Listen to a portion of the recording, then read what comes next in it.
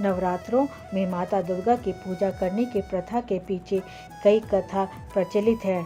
इसके बाद से ही नवरात्रों का पर्व प्रारंभ हुआ और माता दुर्गा जी की पूजा होने लगी। कथा नंबर 1। पौराणिक कथा के अनुसार नवरात्रि में माँ दुर्गा के महिषासुर नामक राक्षस का वध करके देवताओं को उनके कष्टों से मुक्त किया था।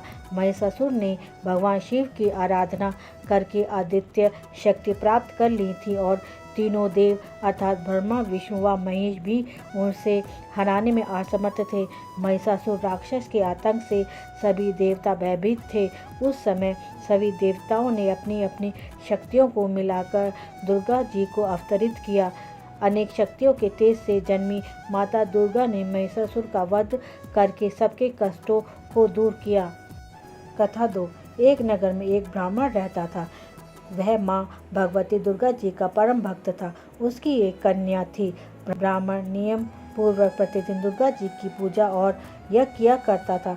सुमति अर्थात ब्राह्मण की बेटी भी प्रतिदिन इस पूजा में भाग लिया करती थी। एक दिन सुमति खेलने में व्यस्त होने के कारण भगवती पूजा में शामिल नहीं हो सकी। यह देखकर उसके पिता को क्रोध आ गया और क्रोधवश उसके पिता ने कहा कि वह उसका विवाह किसी दरिद्र और कौड़ी से करेंगे। पिता की बात सुनकर बेटी को बड़ा दुख हुआ और उसने पिता के क्रोध में कही गई बातों को सहर्ष स्वीकार कर लिया। कई बार प्रयास करने के बाद भी भाग्य का लेखा नहीं बदलता है। अपनी बात के अनुसार उसके पिता ने अपनी कन्या का विवाह एक कौड़ी के साथ कर दिया। सुमति अपने पति के साथ विवाह कर चली गई।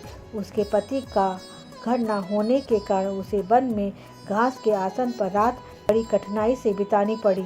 गरीब कन्या की यह दशा देखकर माता भगवती उसके द्वारा पिछले जन्म में की गई उसके पुण्य प्रभाव से प्रकट हुई और सुमति से बोली कि हे कन्या, मैं तुम पर प्रसन्न हूँ।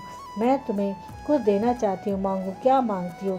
इस पर सुमति ने उससे पूछा कि आप मेरी किस बात पर प्रसन्न हो? कन्या की यह बात सुनकर देवी कहने लगी, मैं तुम पर पूर्व जन्म के तुम्हारे पुण्य के प्रभाव से प्रसन्न हूँ।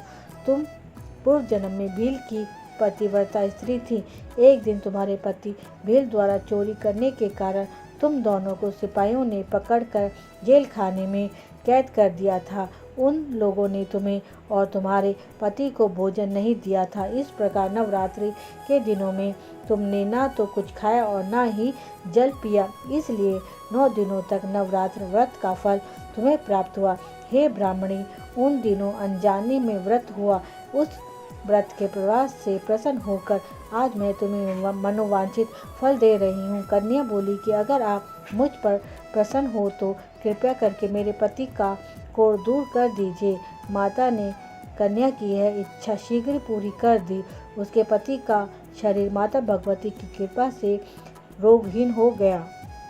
जय माता दी। रामायण के एक प्रसंग के अनुसार भगवान श्री राम, लक्ष्मण, हनुमान व समस्त वानर सेना द्वारा अश्विन शुक्ल पक्ष प्रतिपदा से नवमी तक 9 दिनों तक माता शक्ति की उपासना कर दशमी तिथि को लंका पर आक्रमण कर दिया था।